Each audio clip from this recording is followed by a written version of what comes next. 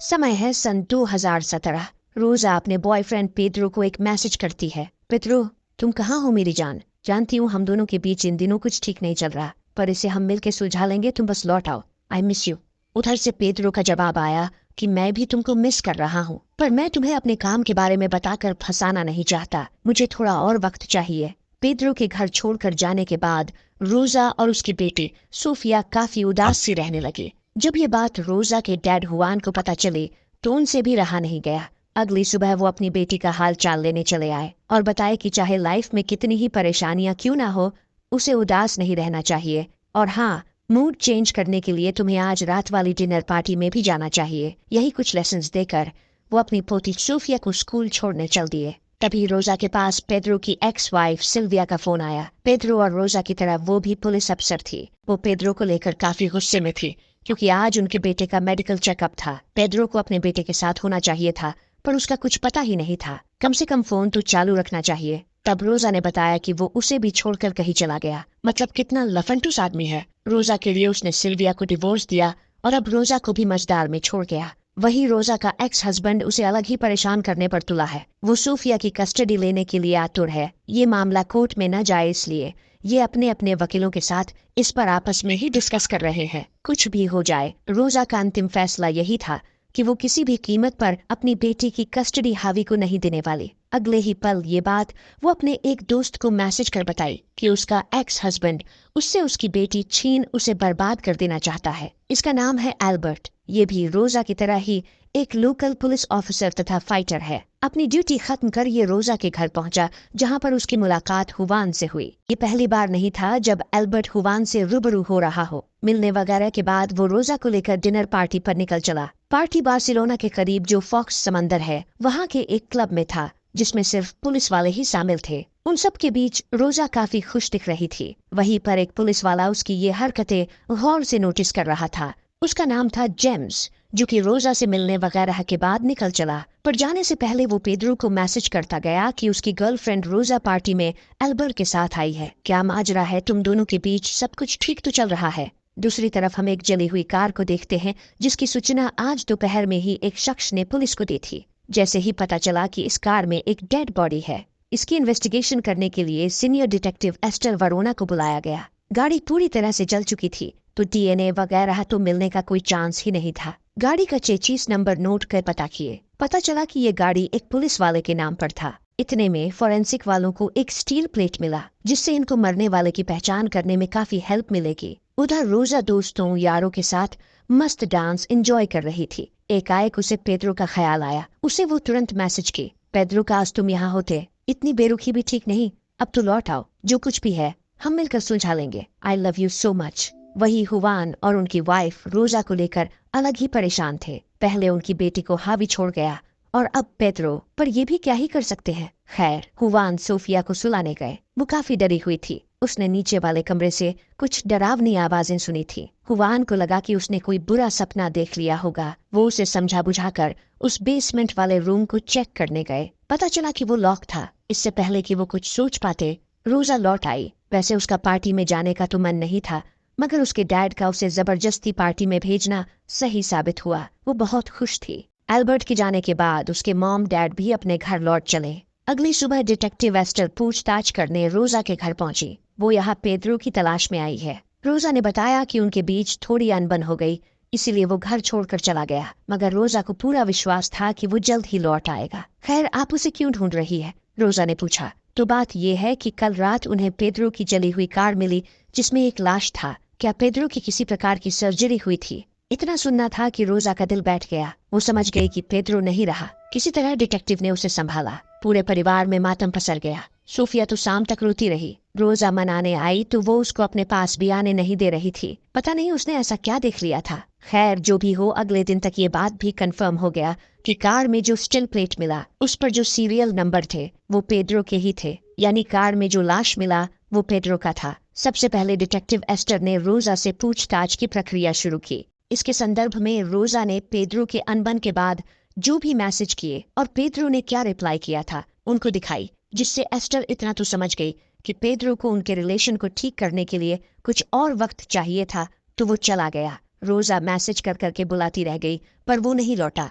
वो मंगलवार की सुबह 2 जनवरी को बच्चे की प्लानिंग के लिए क्लिनिक भी गए थे। फिर वापस आकर उनके बीच अनबन हुई और वो 2 तारीख को ही घर छोड़कर चला गया था। यहाँ से वो चर्च पहुंची पेद्रो की आत्मा की शांति के लिए प्रार्थना करने। पेद्रो के एक्स वाइफ को तो अभी भी यकीन नहीं हो रहा था कि वो उन्हें छोड़कर चला गया। जाने वाले को कौन रोक सकता है। अगले दिन ये निष्कर्ष निकला कि पेद्रो को एक लड़के को पीटने के जुर्म में सस्पेंड कर दिया गया था। उसके जेब खाली थे और उसके पीछे थी 2 फैमिलीज जिन्हें उसको संभालना था, इसलिए शायद वो हेरोइन तस्करी के चक्कर में पड़ गया होगा। डिटेक्टिव एस्टर इसी एंगल से जांच की प्रक्रिया आगे बढ़ाई। रात को रोजा के सारे करीबी उसके दुख में शामिल हुए। सब यही चर्चा कर रहे थे कि वो हेरोइन वगैरह के चक्कर में पड़ गया होगा। वैसे भी इन दिनों ऐसे 6 केसेस और सामने आए थे जिसमें हेरोइन तस्करी के चक्कर में गाड़ियां सहित लोगों को फूंक दिया गया था। इतने में रोजा के दुख में शामिल होने उसका एक्स हस्बैंड हावी भी आ धमका। रोजा उसे यहाँ देखते ही तुरंत भड़क गई क्योंकि डिवोर्स होने के बाद भी घर के मेन गेट की चाबी उसके पास थी। उसके अनुपस्थिति में वो यहाँ आकर पता नहीं क्या क्या करता होगा। पुलिस वालों ने भी उसे नहीं रोका। हावी तो बस उसकी खोज खबर लेने आया है, बताया उसने। पर रोजा का आक्रोश देख वो लौट गया। आखिर हावी को यहाँ देख वो इतना डर क्यों गई। खैर जो भी हो, अगले दिन वो इसकी शिकायत एस्टर से की। कहीं ना कहीं उसे लगने लगा था कि पेद्रो की मौत के पीछे हावी का हाथ है। आखिर वो एक पुलिस वाला है और ये काम अच्छी तरह जानता है। मतलब एस्टर के लिए असली मुजरिम को पकड़ना आसान नहीं था क्योंकि रोजा के घर खानदान से लेकर दोस्त वगैरह सब पुलिस वाले ही थे। वैसे सिक्योरिटी मांगने से पहले उसने बताया नहीं था कि हावी के डर से ही वो सिक्योरिटी की मांग की थी। अब ये बात एस्टर को भी पता है। अगले दिन हुवान और उनकी वाइफ सोफिया को संभालने आए। उस दिन वो बेसमेंट वाला कमरा लॉक होने की वजह से चेक नहीं कर पाए थे। आज फिर गए। पता चला कमरा डेंट पेंट, पुराना सोफा गायब, उसकी जगह नया टेबल, मतलब पूरा कमरा चकाचक हो गया था। तो बात ऐसी थी कि एल्बर्ट और रोजा के बीच बहुत कुछ था। पिछली रात पार्टी से लौटने के बाद जब उसके मॉम डैड चले गए तो उसका प्रेमी एल्बर्टो, जो कि वही छिपकर उनके जाने का इंतजार कर रहा था, बाहर निकलकर सामने आया। ये दोनों प्रेमी डिटर्जेंट पाउडर और पानी लेकर घर के नीचे वाले कमरे में गए। रोजा इसे लॉक करके पार्टी में गई थी ताकि उसका राज बाहर न आए। ये दोनों मिलकर फर्श पर जहाँ तहाँ खून के छींटे थे उन्हें वॉशिंग पाउडर लगाकर चमका दिए और जो बच गया उनकी जगह पेंट ने ले लिया। अगले दिन वो पुलिस वाले जो रोजा के प्रोटेक्शन के लिए उसके साथ थे, जैसे ही उससे अलग हुए वो तुरंत एल्बर्ट के घर पहुंच गई। जिस तरह से ये मर्डर प्लान किए थे बिल्कुल सब कुछ उसी तरह से चल रहा था। सारे पत्ते इनके हाथ में थे। उस रात रोजा ने पेद्रो को मैसेज किया था कि पेद्रो तुम कहाँ हो मेरी जान, जानती हूँ हम दोनों के बीच इन दिनों कुछ ठीक नहीं चल रहा, पर इससे हम मिलके सुलझा लेंगे, तुम बस लौट आओ, आई मिस यू। फिर पेद्रो के मोबाइल से खुद जवाब में लिखी कि मैं भी तुमको मिस कर रहा हूँ, पर मैं तुम्हें अपने काम के बारे में बताकर फंसाना नहीं चाहता, मुझे थोड़ा और वक्त चाहिए। यानी अब तक पेद्रो मर चुका था और रोजा खुद पेद्रो को मैसेज करके उसके मोबाइल से जवाब भी खुद ही लिख रही थी। एस्टर को भी मैसेज दिखाकर यकीन करवाई कि वो नाराज होकर चला गया है। ऊपर से हावी को फंसाने के लिए नाटक कर ही चुकी थी कि उसको उसके एक्स हस्बैंड हावी पर शक है। इसीलिए उस रात वो सबके सामने ड्रामा कर रही थी ताकि सबको पता चले कि उसे हावी से डर लगता है। शायद उसी ने उसके पेद्रो को मारा है। मतलब हावी जेल जाएगा, उसकी बेटी भी हमेशा के लिए उसके पास आ जाएगी। कोर्ट के फैसले के हिसाब से सोफिया को 15 दिन डैड और 15 दिन मॉम के यहाँ रहना था। वो मामला भी खत्म हो जाएगा। एकदम मस्त प्लान था। यहाँ से कहानी फ्लैशबैक में जाती है। अपने लड़कपन के दिनों में रोजा बार डांसर हुआ करती थी। उसके लटके झटके के हजारों आशिक थे। उन्हीं में से एक था हावी, जो कि उसी बार में सिक्योरिटी गार्ड की नौकरी करता था।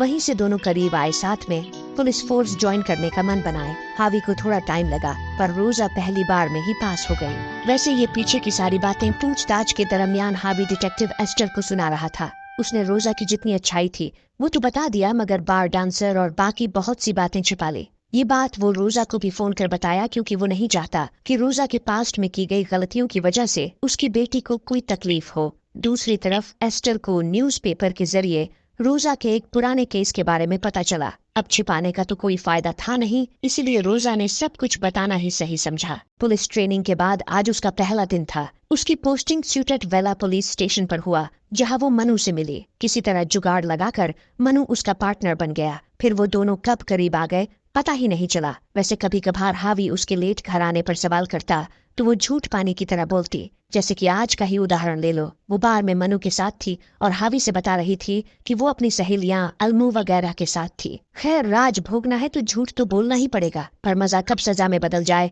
इसका कोई भरोसा नहीं। मनु उसके प्यार में इस कदर पड़ चुका था कि उसके लिए अपनी पत्नी को छोड़ दिया और रोजा के साथ शादी करने की जिद पकड़ कर बैठ गया। मनु के साथ उसके अफेयर को 6 महीने होने वाले थे, लेकिन रोजा उसके साथ बस टाइम पास कर रही थी। उसका तो एक अच्छा भला परिवार है, वो भला उनको क्यों छोड़ेगी। फिर क्या था, मनु न घर का रहा न घाट का। अगले दिन रोजा ड्यूटी जाने के लिए तैयारियां कर रही थी। तभी हावी के फोन पर रोजा के जीमेल से एक मैसेज आया। हावी मैसेज देख सन्न रह गया। इस मैसेज में रोजा किसी के साथ आपत्तिजनक स्थिति में थी। रोजा उसे समझाती रह गई कि ये उसने नहीं भेजा, जैसा वो सोच रहा है वैसा कुछ भी नहीं है, मगर फोटो में साफ दिख रहा था कि वो रोजा ही है। हावी का गुस्सा 7वें आसमान पर था। वो उसे छोड़कर चला गया। दरअसल एक रोज मनु ने उसके जीमेल का पासवर्ड मांगा और रोजा ने दे भी दिया। तब उसे अंदाजा भी नहीं था कि मनु वक्त आने पर उसका दुरुपयोग करेगा। रोजा की मुश्किलें यही तक नहीं थमी। ड्यूटी जाने पर पता चला कि वो आपत्तिजनक फोटो मनु ने रोजा के ही जीमेल अकाउंट से सारे पुलिस स्टेशन को सेंड कर दिया था।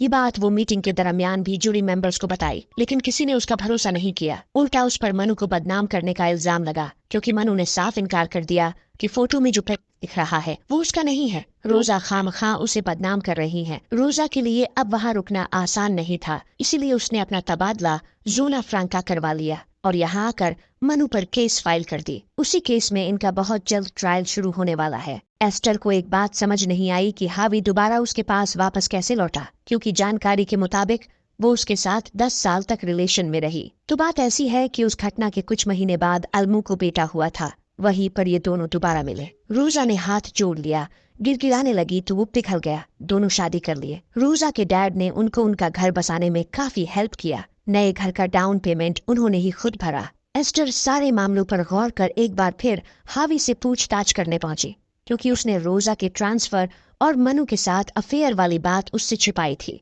क्या तुम पेड्रो से चलते थे? अच्छा चलो यही बता दो कि तुम 2 जनवरी को कहाँ थे? एस्टर ने पूछा। उसके सवालों को सुन हावी बौखला उठा कि वो उस पर शक क्यों कर रही हैं। एस्टर ने बताया कि